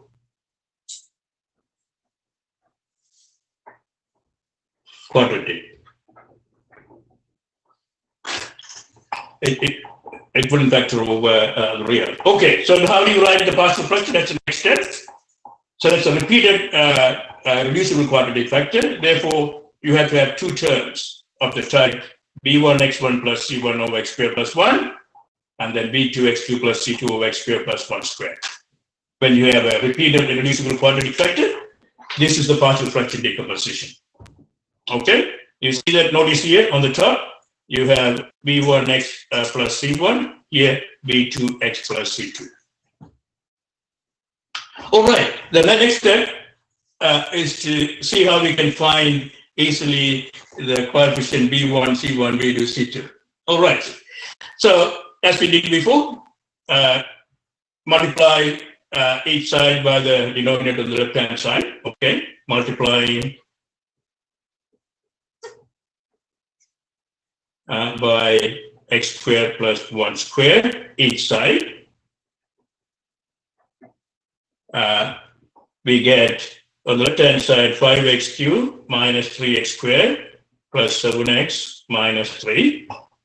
On the right-hand side, what we get here, b1x plus c1 times x squared plus 1, because we have the one factor x squared plus 1 there. And the second term, we have square term there, so that's b2x plus c2. Okay, see, we got that. Now, you want to look at it closely and see how we can find the coefficients on the right-hand side. The constant on the right-hand side, b1, c1, b2, c2. Now, there's no obvious nice choice to substitute. So one term will drop off or something. We don't have. So maybe what we can do is compare the like terms each side. Left-hand side is a polynomial, and the right-hand side is a polynomial. Therefore, you can compare the like terms each side. This is true for all x. Okay, to do that, you multiply these out on the right-hand side. So you get here, when you multiply by x squared, b1 x cubed plus c1 x squared, and then you multiply by 1, b1x plus c1, and then you have b2x plus c2. Okay, well, regroup them here, b1x cubed plus c1x squared. The next term, you have b1 plus b2 times x, and plus c1 plus c2. Okay, so it's a quadratic on the right-hand side, and polynomial as well, right-hand side here. So what we need now do is compare the coefficient. So having a coefficient of x cubed each side. So coefficient of x cubed on the left-hand side is 5, on the right-hand side is b1. So that gives you b1 equals 5 straight away. So this must be the polynomial true for all x. So now compare the coefficient of x squared on both sides. Coefficient of x on the left-hand side, which is minus 3. On the right-hand side, c1. So that gives you, no, that's not going to, differentiation will not get a help here. C1 equals minus 3. Now we look at the coefficient of x to the power 1 on the left-hand side. Left-hand side is 7. On the right-hand side is b1 plus b2. Okay? But we know already b1, so therefore b2 equals 7 minus 5, that's 2. Okay? The last one is to compare the coefficient of the constant, x to 0. On the left-hand side is minus 3. On the right-hand side is c1 plus c2. So that gives you We know C1 minus 3, so C2 equals minus 3 minus C1. That is 0. So C2 equals 0. So we know the coefficient easily by comparing the coefficients each side. Okay, let me move up here a little bit. All right, now, so that gives you, let me write down the decomposition. So decomposition is the partial fraction decomposition. 5x cubed minus 3x squared plus 7x minus 3 on the left hand side, x squared plus 1 squared. On the right hand side, okay, b1x plus c1. b1 is 5, 5x plus c1 is minus 3 over x squared plus 1. And the second term, b2, what is b2? b2 is 2, 2x, and c2 is 0 over x squared plus 1 squared. Okay, now integrate both sides.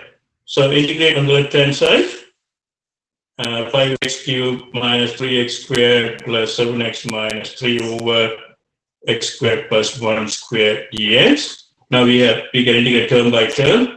5x minus 3 over x squared plus 1 dx. And here, second integral is 2x over x squared plus 1 squared dx. Okay, so we got two simple integrations here. Now look at the first one. What have you seen this kind of integral before? Yes. This is the reducible quadratic to the denominator here, x squared plus 1. Yes, at the top you have a linear expression, so the form ax plus b. Yes, you are right. You're right, Michael. So you get log n arctan. All right. So the idea here is to derivative of the denominator is 2x, right? So we should try and get 2x on the top, because when you differentiate this, when you differentiate ddx of x squared plus 1, you get 2x, right? So we want to try and get 2x there. So if you want to get 2x means, but you have 5x there. So what do we do here? You multiply by 5 and divide by 2. So that gives you, you get here 5x and you have minus 3 there. So you can write this in terms of derivative at the bottom. 5x minus 3 is now written like that. So that's going to give you log term and the inverse tan term. So let's keep this one for the time being, and we'll deal with the later on. Dx. Okay, now you split it up into two integrals. The first one, 512, integral 2x dx. Yes, I do. Moved up a little bit. But again, for the yes, well, we will see. I'll deal with that in a minute. Okay? 2x dx over x squared plus 1. And then you have got here integral 3 dx over x squared plus 1. And then here 2x over x squared plus 1 squared dx. Okay? So this one is 512. When you differentiate it, you get 2x there. That's log, right? So that log, I'm skipping one step here. Log x squared plus 1. The first one. And this one, this is of the form 3 times 1 over x squared plus 1 squared dx. It's of the form 1 over x squared plus a squared, right? Now, what do we do with the last integral? How do you deal with that? Yes, if you use a substitution, u equals x squared plus 1 here, and you differentiate it, that's there, right? So I'm rewriting it again here, x squared plus 1 squared. You can use a substitution there. Here, I will use u equals x squared plus 1. Okay, so if I use u equals x squared plus 1, so let me move up a little bit. Sorry, I just have to move up. Right. Okay, so that gives you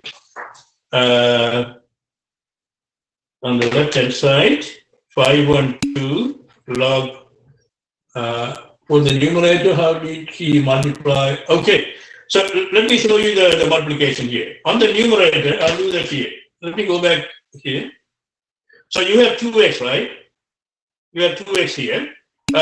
Sorry, we have 5x minus 3, right? So we want to write 5x minus 3 in terms of 2x, right? Okay, so you want to get 2x here. We want to get 2x, but you have 5x here. So you have to multiply by 5 and divide by 2. You get 5x, right? 5x can be written at 2 times, 5 times 2x, so then minus 3. So that gives you a 5x minus 3. So you have 2x squared. Okay, so that's how I've done here. To write at the top in terms of the derivative of the second, on the bottom, y squared plus 1. Okay, so let's now go back and look at the last integral here. So log x squared plus 1. This one from the, let's inverse tan, right? Minus 3 tan inverse x. Now this one here, if you put u equals x squared plus 1, and then du equals 2x there. So that gives you du over u squared du. Sorry, 2u over u squared. So that gives you this term. That is integral of u to the minus 2 du. That's a simple integration. So that gives you, that's the same, u to the minus 2 plus 1 minus 1 over minus 1 plus instead. So that gives you finally 512 log x squared plus 1 minus 3 inverse tan x and minus 1 over u equals x squared plus 1. So that this is the difficult integration integration of rational functions. The last time. Okay, so we have covered all four or 5 different types in the method of partial fraction. Happy with that, or you have any question on this? Before I go on to the next one, I'm going to quickly summarize it. I'm going to give you the last online exam to do here. Okay. You got x squared plus 1? Yes. You mean this over here? 2x over x squared plus 1 squared? Okay. So you put u equals x squared plus 1. So therefore du equals 2x dx, right? So that appears at the top, right? So 2x dx become du over u squared. Okay. So that gives you u to the minus 2 du. So that's simple polynomial, simple integration of power of u. So that gives you u to the minus 1, minus 2 plus 1, minus 1 over minus 1. That is minus 1 over u. That's 1 over x squared plus 1. Okay. So we use 3 different techniques here. We first split it up using the derivative of the.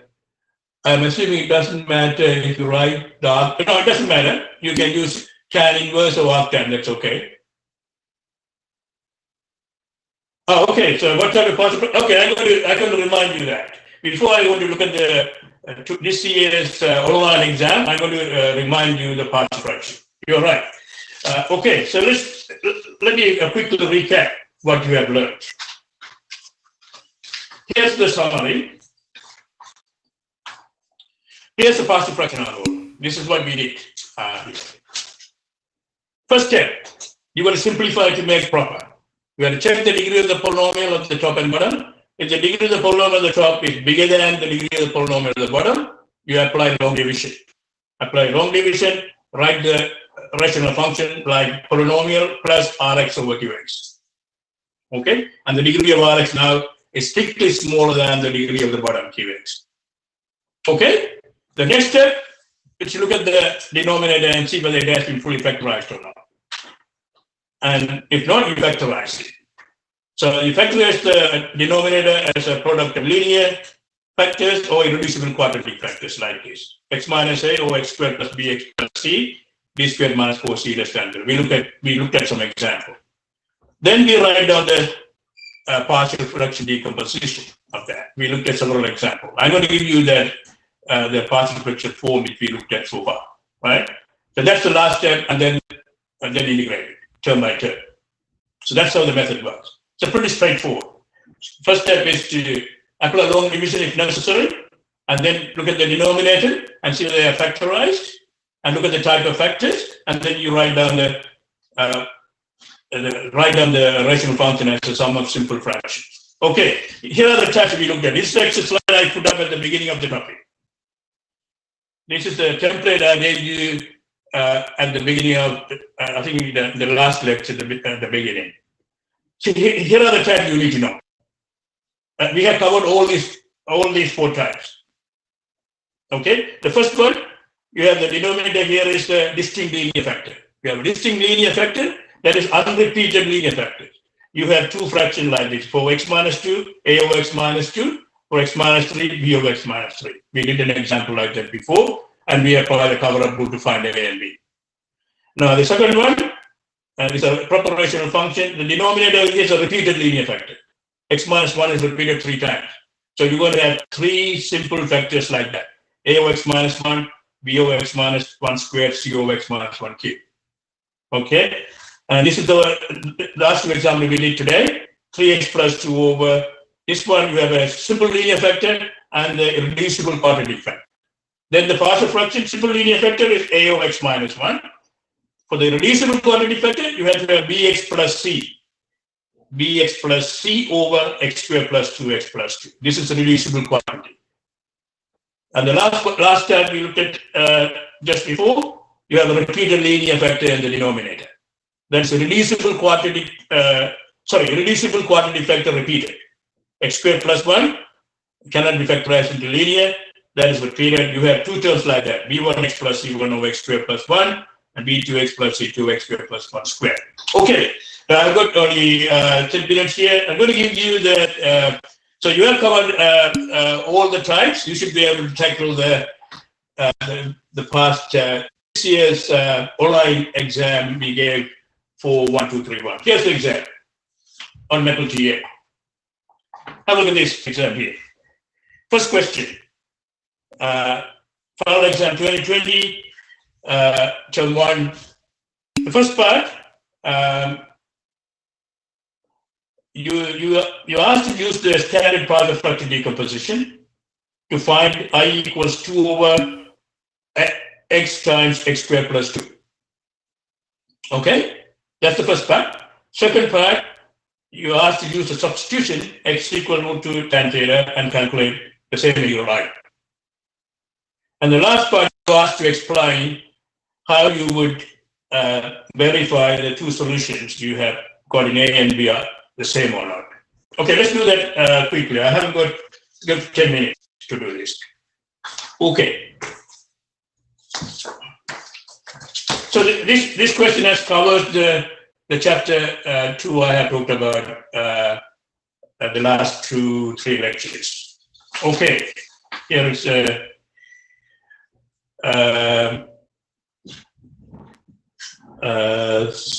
example. The first part A, I need to do it quickly because I need to look at the substitution as well. Okay, here's the question. Solution. So I'll do it here.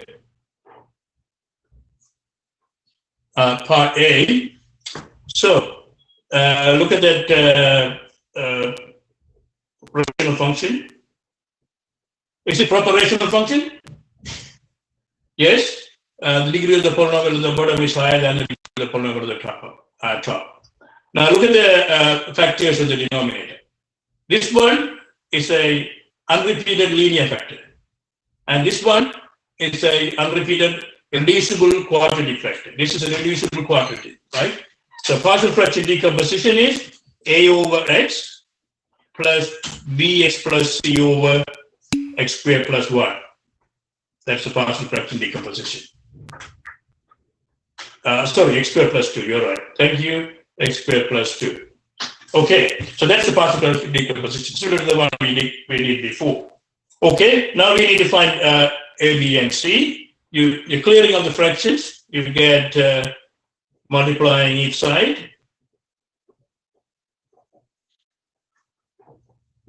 by x times x squared plus 2. You will get here 2 equals A times x squared plus 2 plus x times bx plus c. Okay, so that's the polynomial true for all x here. The equation is true for all x. So now we need to find A, B, and C. You can compare the coefficient easily. On the right hand side, you multiply this out, x squared plus 2a plus bx squared plus cx. Okay, so that gives you a plus b x squared plus cx plus 2a. So to compare the coefficient of x squared, on the left hand side is 0, the right hand side is a plus b. So that gives you b equals minus a. And the coefficient of x to the power 1, we don't have any x term there, that is 0, on the right hand side c. So that gives you c equals 0. And coefficient of constant x to the 0, on the left hand side 2, right hand side 2a. So that gives you a equals 1.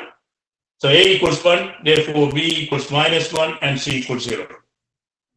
Okay, so now we got the simple integration. Integral of 2 over x squared plus 2 here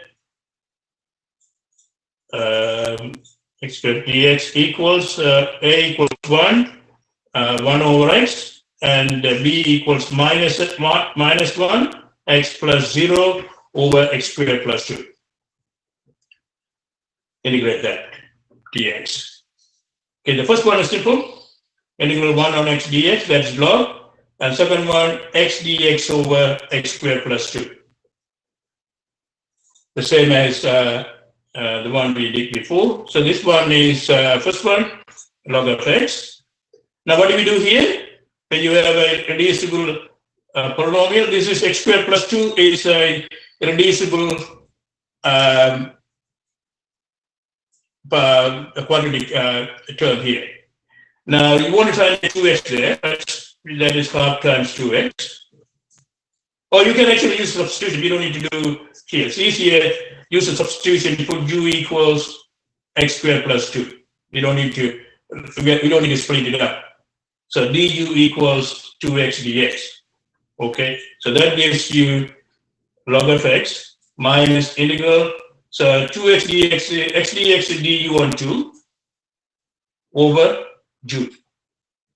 So that gives you two simple integration.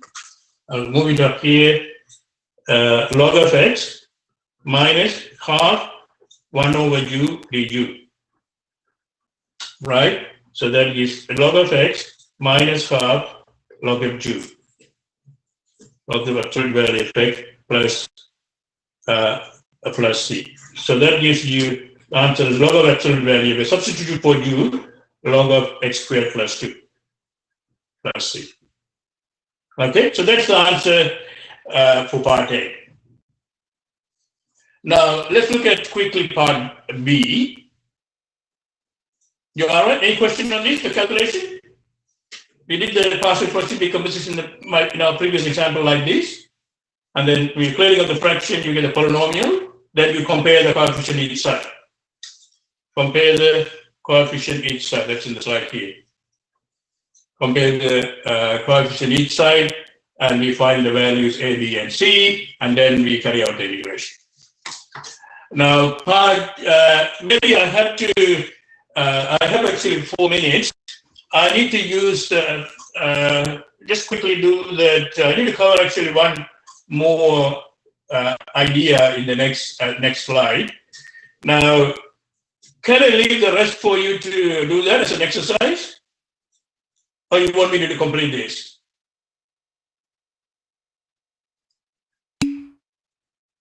That's fine. Okay. So the second part, you use the substitution. Just give you an idea for the second part. Use it. Okay, let me do that quickly in the second part. I equals, substitute 2 over x times x squared plus 2 dx, right? So use the substitution, x equals root 2 tan theta, right? That means dx equals root 2 sec squared theta, d theta. So that becomes 2 dx is root 2 sec squared theta d theta divided by here, x is root 2 tan theta, and then x squared plus 2, 2 tan squared theta plus 2. So this one, the denominator is 2 times 1 plus tan squared theta, right? Which is x squared theta. So that simplifies to 2 root 2 sec squared theta d theta on the top. On the denominator, root 2 tan theta times 2 sec squared theta. So that simplifies to sec squared theta cancels off. Root 2, you get 1 over tan theta. Simply because 1 over tan theta d theta. You could, but you asked to do this as 2 steps here. Okay, so now you write the tan into sine over cos. That's sine theta over cosine theta, and then you integrate it. So that gives you last part here, integral cosine theta over sine theta d theta, which is log sine theta plus c. You substitute back for sine, you will get finally answer is log sine theta equals what is sine theta? Our substitution, let me draw a right triangle here. Our substitution is x equals root 2 tan theta. So tan theta is x over root 2. So tan theta is x over root 2. So that gives you x squared plus 2. So therefore log sine theta x over x squared plus 2. X over x squared plus 2.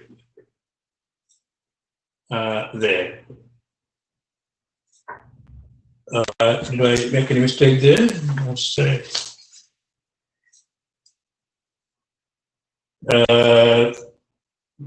X squared plus. Yeah, it's okay. All right. So that gives you plus constant there. So that gives you log of x minus log of x squared plus 2. This square root, I missed the square root, you see. This one, square root of x squared plus 2. X minus square root of x plus 2. All right, so that's the answer. You can actually check both of them are right.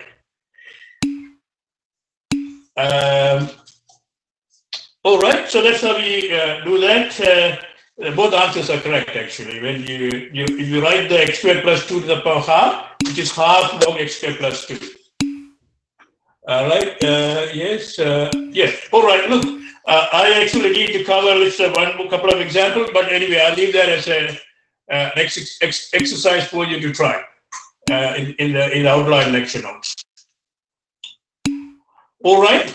All right, let me say next week, Professor Mark Holzer will cover the next topic, ordinary differential equation. I will come back, I will be online as well to help you answer the question, and I will come back later on to cover the last topic on integration, applications of integration, the last 2 weeks. Okay, see you next week.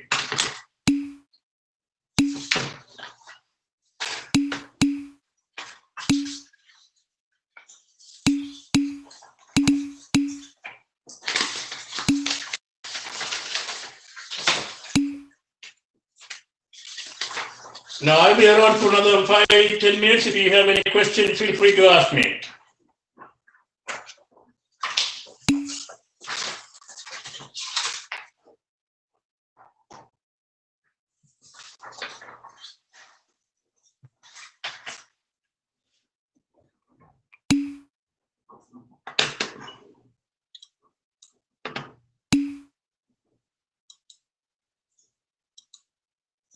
Mark, are you there? Yes. Where do you post your workings? Sorry? You scan your paper and you post it afterward, yes? Yeah, that's right. Now, I want to point out something to you, Mark. I noticed your upload your lecture notes. The Yes. second PDF is not opening there. Some problem. There's some error there. Oh, okay, I'll check it out. Is that